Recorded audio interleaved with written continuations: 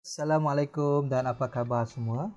Okey, dalam video sebelum ini saya ada kongsikan kepada anda bagaimanakah caranya kita membuat proses assembly menggunakan kaedah rigid dan juga kaedah rotational. Okey, sekiranya anda ada persoalan lain yang hendak ditanya, anda juga boleh komen pada ruangan yang disediakan di bawah untuk saya respon dan jawab pertanyaan anda. Okay, sekiranya anda rasakan video yang saya kongsikan ini memberi manfaat kepada anda, jangan lupa support saya dengan klik butang subscribe dan like. Okay, terima kasih. Okey, jadi kita sambung lagi video kali ini, iaitu di mana saya nak kongsikan kepada anda berkaitan dengan jenis joint yang ketiga dipanggil sebagai slider. Jadi slider ni konsepnya adalah untuk slide. Dia boleh slide, boleh bergerak secara mengelunsur lah, kiri dan kanan, depan atau belakang, depend on keadaan. Okey, jadi untuk menggunakan slide ini saya sebenarnya perlukan satu part lagi, tetapi di sini saya nak gunakan part yang sama lah, yang ini tadi yang kita buat sebelum ni. Okay, saya gunakan part yang sama. Cara mudahnya kita klik pada part 1 dekat sini, kita klik, jangan lepas, klik, drag saja masuk dalam. Okay, di mana saya nak buat part ini, dia akan slide kat sini lah. Dia sliding kat sini. Kita nak belajar tentang sliding. Mungkin dalam projek betul tak adalah semua satu projek itu mempunyai semua join yang ada, tapi ini case saya tunjuk pada anda penggunaan join. Okay, jadi untuk gunakan arahan slider, kita klik pada join. Okay, pastikan type ini adalah slider. Okay, di mana point yang kita boleh pilih dekat sini, first point, first origin di sini, kita pilihlah permukaan mana yang bercantum. Okay, contoh di sini saya nak buat dia bercantum secara dekat sini lah. Okay, dari sini. So pastikan bila kita pakai slider, make sure kita pilih face, permukaan ini, bukannya line. Face. So untuk face ini kita ada beberapa point kita boleh pilih. Biasanya untuk rectangle ni secara normalnya ada 9 point. Satu kat bahagian hujung atas ataupun point tengah ini, hujung tengah dan hujung bawah. Okay, kemudian kita ada juga tengah ini ada 3 point, dan juga sebelah sini pun ada 3 point.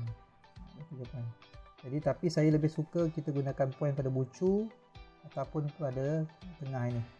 Elak daripada tengah ni lah, sebab tengah ni terdedah dengan line ini.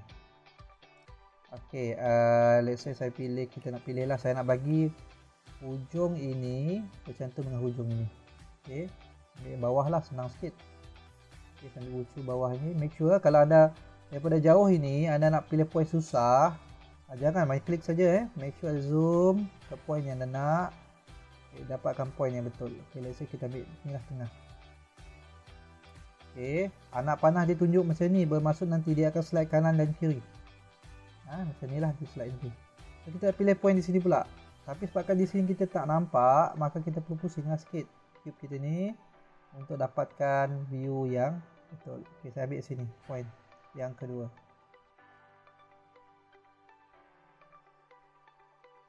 Okay, kita test preview kita ni, kita boleh nampak lah dia tunjuk part ni akan slide. Slide macam tu. Okay, seandainya anda rasakan arahnya terbalik, sama macam flip, sama dengan rigid dan juga rotational sebelum ni, kita boleh klik pada flip component ni untuk tukar arah. Kalau anda nampak dia terbalik lah, ataupun align ni untuk tukar arah juga boleh. Mengikut sesuaian lah. Dia bergantung, ada case kalau kita klik tu point yang kita pilih betul, kita tak perlu pun tekan flip dengan invert alignment ni. Tapi kalau kadang-kadang point kita itu mungkin tak sesuai, maka kita perlu ubah dengan klik pada flip component ataupun invert alignment.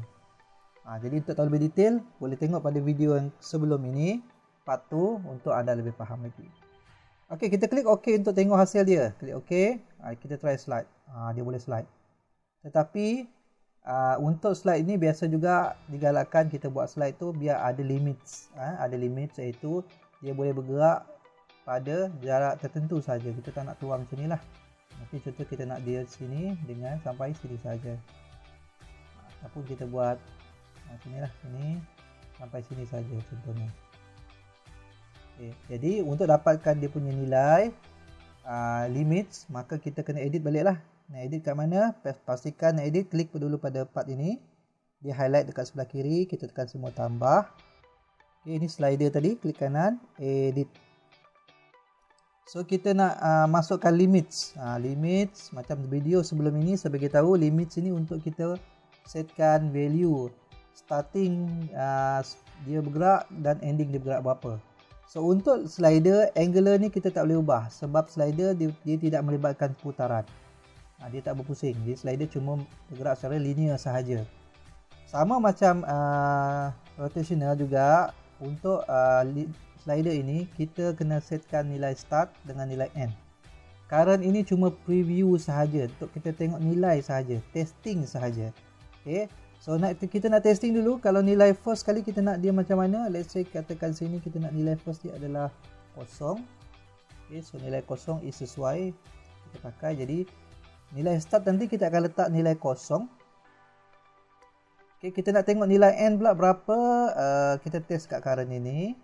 Let's say saya letak 50. Okay, 50 belum cukup lagi. Kita nak sampai hujung ni. Biasanya kalau kita tahu berapa panjang kita punya design ini, kita boleh letakkan nilai terus.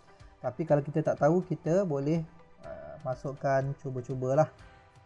Okay, 100 boleh pergi lagi. Saya letak 200. Tengok hasil. 200 ni nampaknya okey.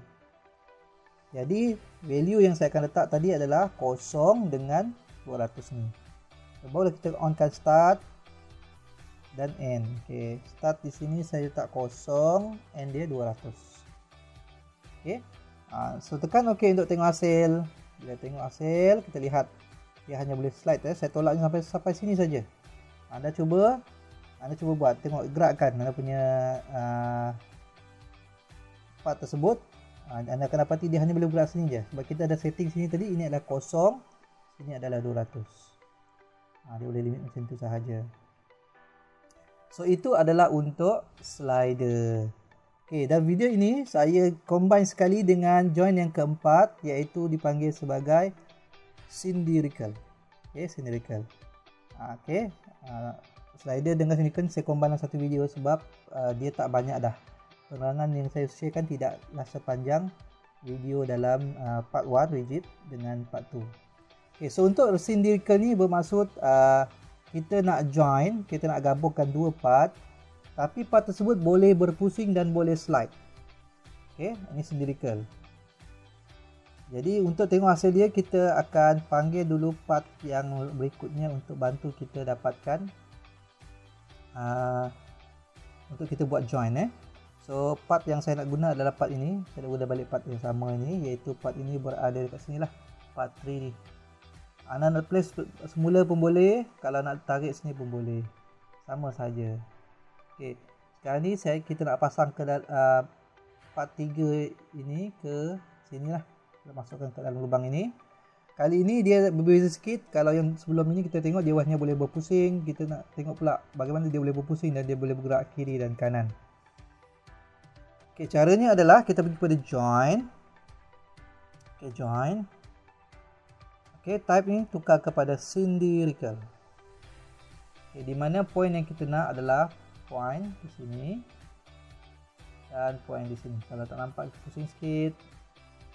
Dan point ini sebagai point cylindrical. Okay, anda tengok dia punya preview pun dah boleh nampak lah, dia boleh berpusing, dalam masa sama juga dia boleh bergerak kiri dan kanan. Jadi cylindrical ni adalah lebih kepada gabungan antara rotational dengan slider. Ada keadaan kita perlukan seperti ini.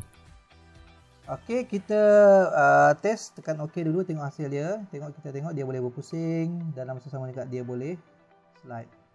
Cuma keadaan sini kita nak slide kita ni, kita nak dia boleh dia kena ada limits.